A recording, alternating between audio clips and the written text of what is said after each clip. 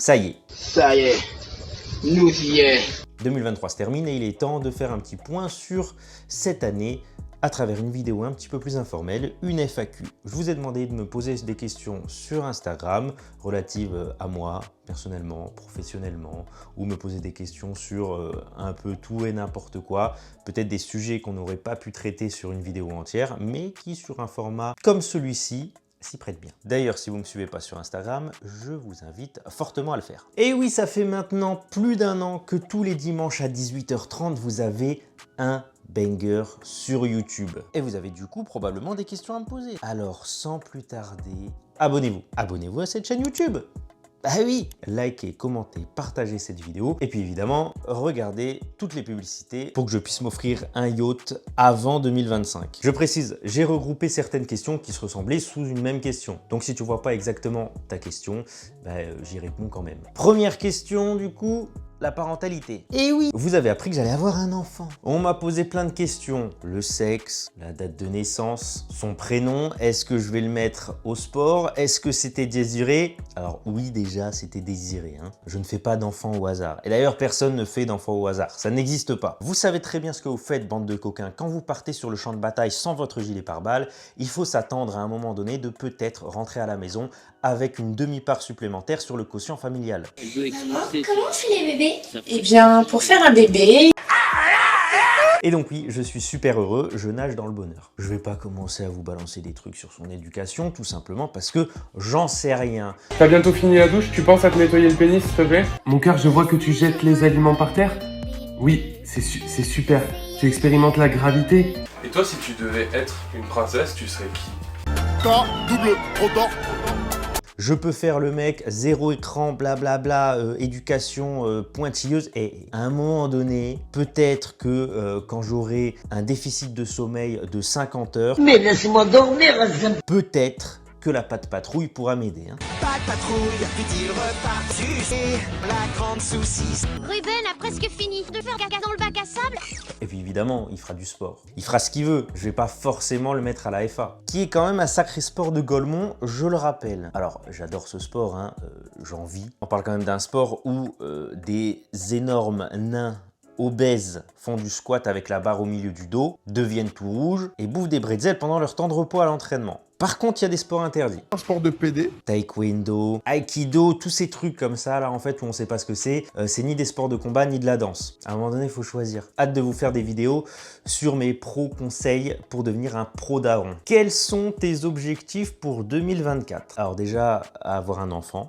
C'est plutôt pas mal. Ensuite, évidemment, développer cette chaîne YouTube, encore plus que ce qui a été fait là pendant un an, travailler sur tous mes réseaux gratuits, Instagram, TikTok notamment, abonnez-vous, en apportant toujours plus de contenu, toujours plus de qualité, tant sur la forme que sur le fond. Ça fait très youtubeur à 1 million d'abonnés de dire ça. Je vais pas tout vous spoiler parce que sinon c'est pas marrant et puis surtout tout peut changer. Donc je ne m'avance pas, mais sachez que vous allez continuer de me voir sur votre écran, que ce soit YouTube, Instagram ou autre chose. Troisième question, tu te vois où dans 5 ans? Vous savez, s'il y a 5 ans, on m'avait posé cette question, je pense pas que j'aurais répondu « je vais avoir un enfant en Corse et je vis de ma passion ». Et dans 5 ans, je me vois bien avec un squat à 260 kg, un bench à 170 et un deadlift autour de 2,80. Quatrième question, comment gérer une blessure? Déjà, la réduction du stress à un seuil soutenable, que ce soit réduire le volume,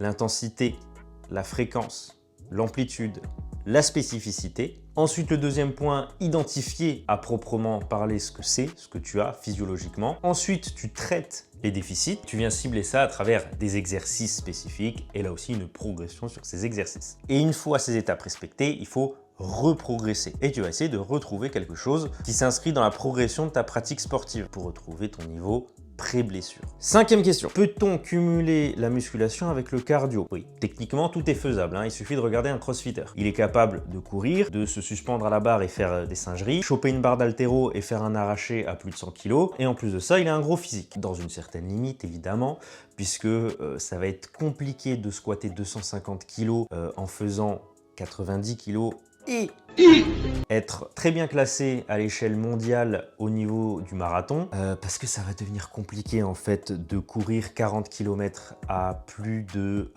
18 km/h de moyenne, avec 90 kg de muscles. Que penses-tu du dopage en FF Force? Vous n'êtes pas sans savoir qu'il y a eu un petit drama récemment dans la FF Force autour du dopage, justement.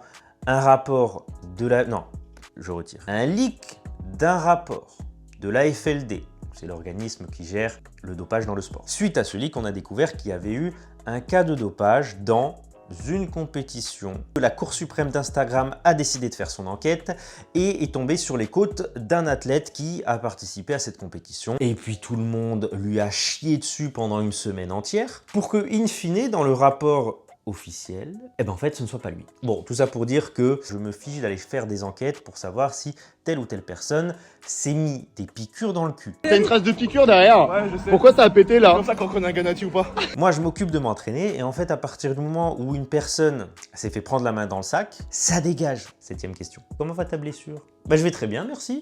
Pour ceux qui ne le savaient pas, je m'étais blessé en juillet de cette année, une inflammation de l'articulation sacro-iliaque qui m'a empêché de participer au championnat de France. Ça va beaucoup mieux maintenant. J'anticipe une des prochaines questions. Ma prochaine compétition, c'est le 20 janvier aux championnats régionaux. Ce que j'aimerais, c'est retrouver à peu près mon niveau, donc à savoir 610 de total. Si j'y arrive, c'est merveilleux. Si j'y arrive pas, c'est qu'il me faudrait un peu plus de temps pour revenir à 100%.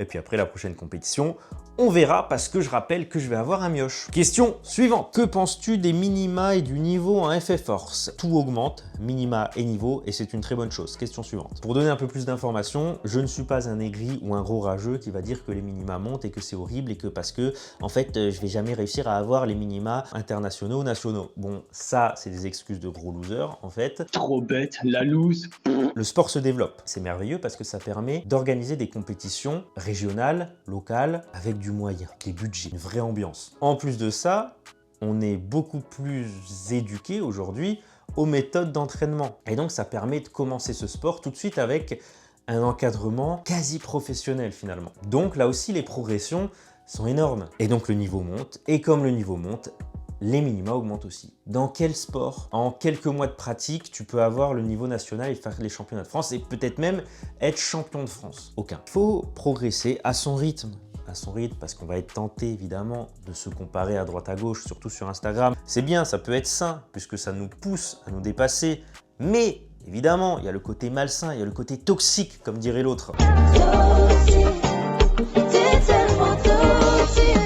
De se dire en fait je suis une grosse merde et puis après t'as peur de faire des compétitions locales parce que t'as pas les minima France, du coup tu vas te taper la honte. Sauf que moi, ton coach super bienveillant et super compétent va te dire fais-la ta compétition et tu vas y aller et tu vas te rendre compte que vous avez à peu près le même niveau. En tout cas le niveau n'est pas inhumain. Donc c'est une très bonne chose que le niveau et les minima augmentent. Faites des compétitions. Question suivante. Comment prendre du poids? Mange plus. Comment atteindre plus facilement la depth au squat? Arrête d'avoir de l'ego mal placé et d'avoir peur de rater tes barres et descends en fait toujours à la même amplitude quel que soit le poids. Avance moins tes genoux, squat à plat, renforce tes adducteurs, tes ischios en amplitude complète et ton psoas et améliore ton routing. Depuis quand coaches-tu et qu'est-ce que tu faisais avant? Ça va faire maintenant 3 ans. Avant ça, en fait, parce que je n'ai pas toujours été que coach, avant j'étais à l'université en fac de droit. Quel âge as-tu? 26 ans. Combien mesures-tu? 1m70. Tu tires en quelle catégorie? Moins de 74. Et j'ai une question relative à ça aussi. Est-ce que tu penses monter de catégorie? Peut-être, je ne sais pas. Pour le moment, j'ai pas de mal à me maintenir à 74 kg et même à bien remplir ma catégorie. Donc, j'arrive à être entre 74 et 76 sans souci. Protège-dents, utile, inutile. J'en utilise un personnellement pour le squat, le bench et le deadlift. Ça peut être utile selon les personnes. Juste déjà, le fait de serrer quelque chose très fort va pouvoir t'aider à forcer. Honnêtement, moi, je l'utilise plus pour le fait de serrer quelque chose dans mes dents pour pouvoir pousser plus fort. Et j'y vois un intérêt. Bon, mes amis, dernière vidéo de l'année. On se retrouve en 2024. D'ici là, portez-vous bien. Bonne année.